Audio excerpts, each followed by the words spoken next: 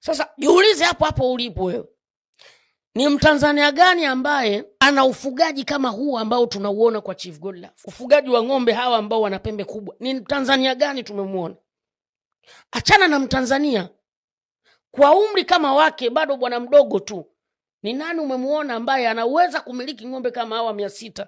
Ng'ombe mmoja sawa na milioni 10. Alafu Mtanzania kijana tu, bwana mdogo, akaweza kumiliki ng'ombe almost 600. Alafu sio nchini kwake. Kwanza Watanzania wengi matajiri ni wazee. Washajizeekea na kula pension. Ndio unakuta ni matajiri.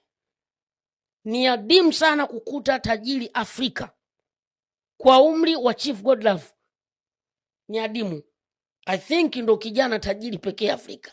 Kwangu mimi, kwa umri aliokuwa nao, ndo kijana tajiri. Mimi usikuniambia miaka 40 ya kina Mo kwamba ni kijana eti ndo kijana Afrika. Sasa ukisema Mo ni tajiri kijana, huyu Chief Godlove utasema ni nani? Mtoto.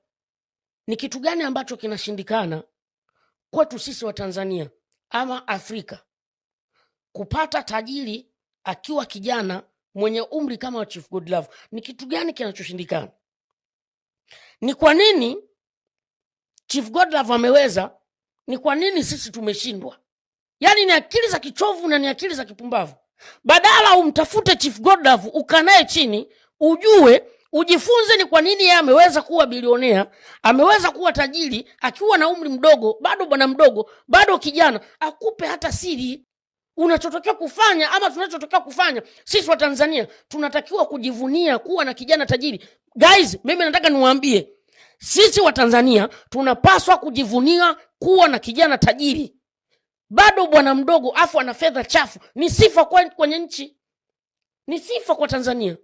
Na Watanzania wengi tunapandikizwa chuki na watu ambao hawapendi utajiri wa Chief Godlove. Yaani kuna mizee ni mitajiri